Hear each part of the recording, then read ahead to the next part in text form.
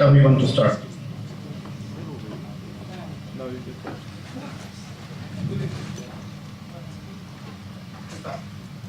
Start. All right. So, hello everybody. My name is Tomasz Cielicki. I'm a president of Polish Chess Federation and deputy president of European Chess Union. And I will try to make a short presentation about the consequences of the European Parliament resolution for chess in school in Poland and the new project which we have developed, which is called Education Through Chess in School. I hope you can see my presentation. We are on the slide first with the title slide, where we say we put the logo of the program and the title. Now if we can move to second slide, that's before the resolution 50 of European Parliament. I hope you can see the presentation. I will try to speak slowly, as I understand the translation is not there and the Skype connection is not always perfect, but hopefully it will work. So before the resolution, we had about 500 primary schools which in one way or another had chess classes. However, those were not obligatory, very often only for people who wanted to do that. There was no common program. Very often there were people who were teaching which are not teachers, not pedagogues, but merely chess players or chess instructors. Seldom it was officially a prize. It was more like an additional event. There were only few schools which had an official mark on the certificate after each year, and very often it were different age groups, different programs, so everything was kind of organized from the bottom up, which still was worth it. There was a lot of talent to chess thanks to this, but not very much organized. Then we move to next slide and the resolution 50 of European Parliament. Couple of sentences what we did before it happened. We actively approached each and every one European Parliament member from Poland. We sent a couple of letters. Everyone who signed it up, we sent another letter asking to help for other parliamentary members to sign. And we were very successful. Actually, Poland had the largest number of European Parliament members who signed up. It was 48 out of 51. And some of the three we didn't sign were just not present because one of them landed in the hospital for 3 months after a car accident. One was sick on the proper place. So it actually was a very common support for the resolution. As I say, the largest number in terms of signed resolutions from Poland. And we get some of those parliamentary members get involved in chess thereafter, which also helps us. Because they come from different parties which are represented in the Polish Parliament. So that actually helped also politically to continue with support of chess in school for the future. The next slide, what we are doing after the resolution 50 of European Parliament. So thanks to that, we started cooperation with Ministry of Education. Before, for Polish Ministry of Education, it was very difficult to accept that chess can be a subject in schools. All those schools which had it before, those were done on the bottom of the pyramid.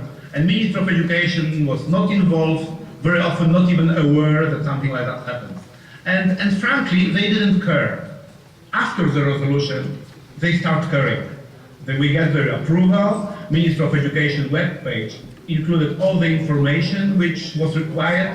They kind of promoted it, they helped to inform local departments of education in all the voivodeships in Poland. There are 16 voivodeships, and Ministry of Education has a local department of education in every one of them.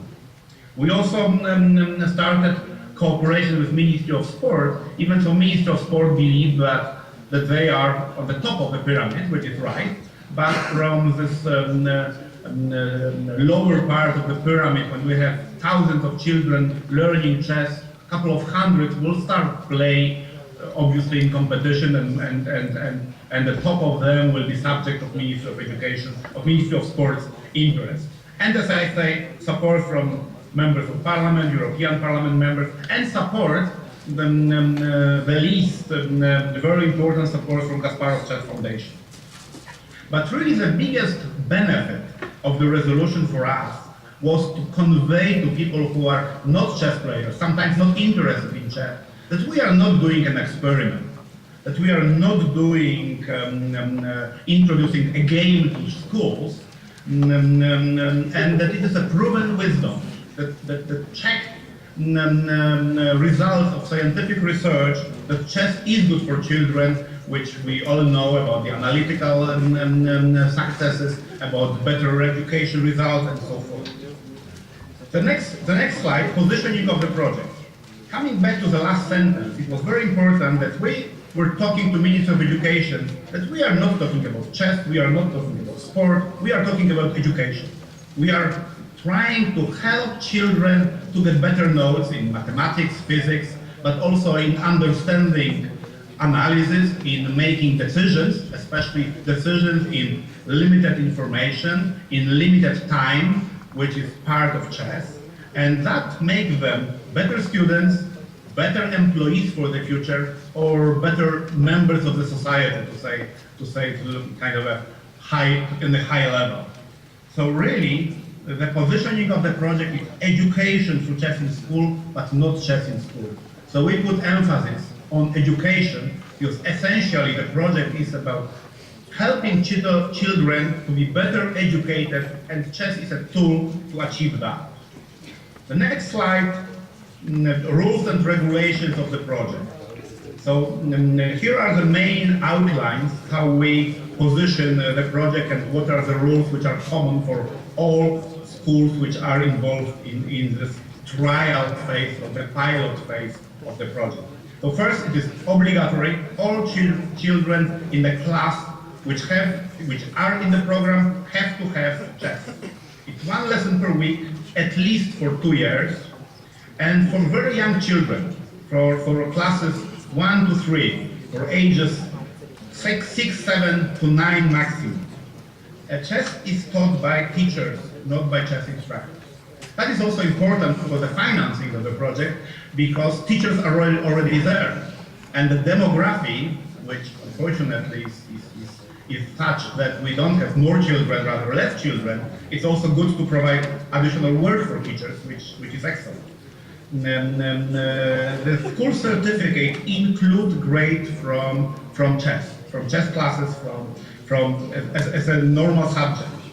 The Polish Chess Federation trains those teachers on the chess matters. All the competitions for children are more play and fun than chess.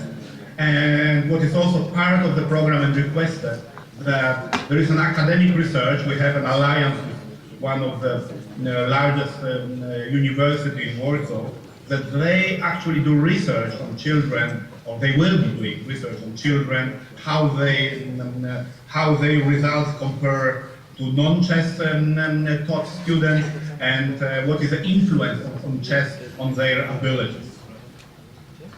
The next slide, the 3 pillars of the project. I mentioned about the ministries, but really the project is done in this triangle between Polish Chess Federation, local government, and elementary school.